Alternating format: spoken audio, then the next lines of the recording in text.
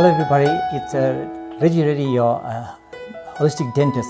I want to dedicate today's video to the dental fraternity and all health workers, right? How myself as a dentist and health worker and how I cope and I'm coping with my staff to ensure that we're in optimal state to deliver the optimal treatment effects to our patients, right? And in order for that to affect we as colleagues, as a fraternity, to function in terms of what we should be owing to ourselves to alter our lifestyle positively. The first thing I would like to talk about today to ensure that we are in a happy space for brain to be happy. So my experience is that you need to be mentally active optimally and all the time, consistently. Again, our esteemed neuroscientist, Dr. Christian Jarrett, I would like to refer to his book, Be Who You Want. I think it's a great book for our colleagues and even the greater population to read it. And it's a great read. So the psychologists refer to what we call as a cognitive reserve.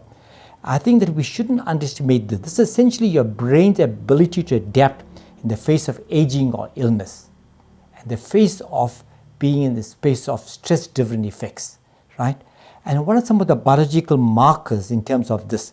One we know as dementia, the second thing we know as Alzheimer's, and which you know that the cumulative clumps of protein that affects people in Alzheimer's can be affect you in terms of your functioning wise, and how do we overcome the situation.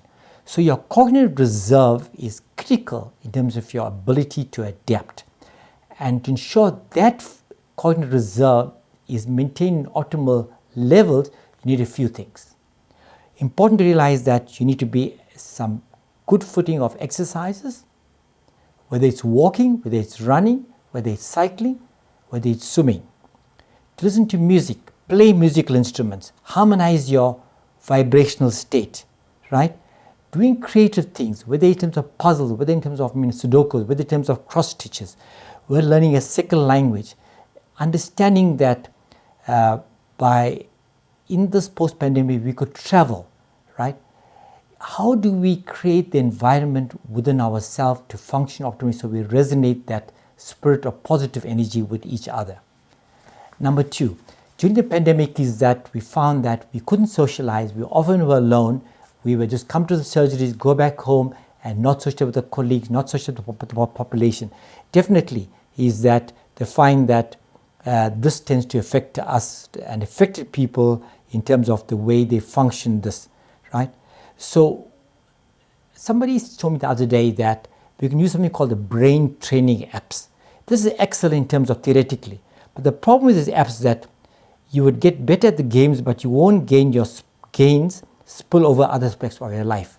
So these apps basically centralizes you by yourself, but you become individualistic. But we know that we are a collective consciousness. We are as good as we are as in terms of integrated populations at large. So it's important for us to understand that there's a group of researchers at the University of Groningen in Netherlands where it says people with less social participation will live more individualistically, are more prone to dementia and Alzheimer's, as opposed to people who tend to socialize and tend to be more selfless. They tend to have a boom for optimal mental health. Thirdly is that what is most critical in terms of why I am emphasizing about exercise?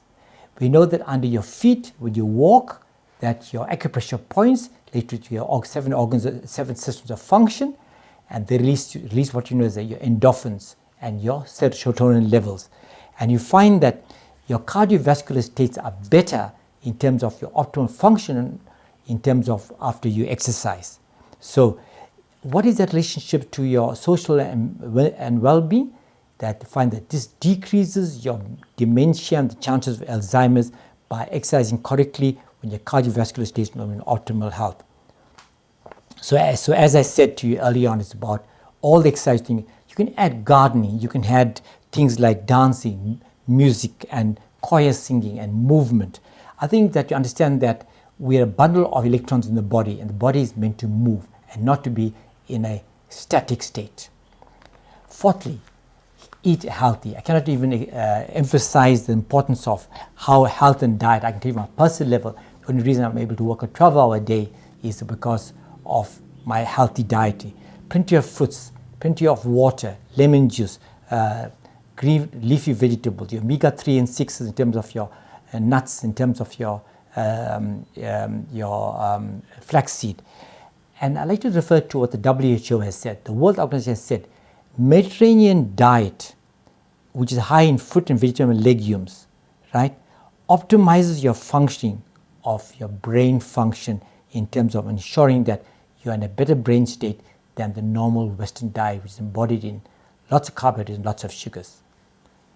Fifthly, stimulus of learning. Right? To stay young in the world, you have to be in the spirit of learning. Always be curious in order to optimize your brain health. And they find that the so-called the prevention of dementia is to be curious, be creative, and have the stimulus of knowing that I've learned something new, something different. The team at the University of Georgia, they put it very nicely. If you have a high openness to the world, and the world opens up to you in a better spirit of creativity and flexibility, that just be flow with it in terms of not being so-called more into yourself, but more outwards out of yourself into the world. We all know that the awe and wonders of the world, that the stimulus, whether it's the nature, which is a great teacher, and be stimulated by the colors of the butterfly, whether it's the birds and the singing, those kinds of things will be critical in staying curious. Lastly, stay positive. It's the principle of resonance, right? In order to react correctly, you need to have resonance of being instead of well-being. Then you're able to assimilate that correctly in terms of what we know as a reaction. So before that, when you reflect on yourself to say that I need to be positive to the world and to give positivity, it's the only way you could do that if you feel positive. And there's no doubt your mental agility is embodied in yourself. And dear colleagues and my wonderful patients and people that I know, there's nothing better than the principle of giving selflessly and feeling the feeling of well-being by being positive. Thank you for listening. And I'd like you to like and subscribe until we come to the next video, which will talk a little about specific foods in relation to brain function.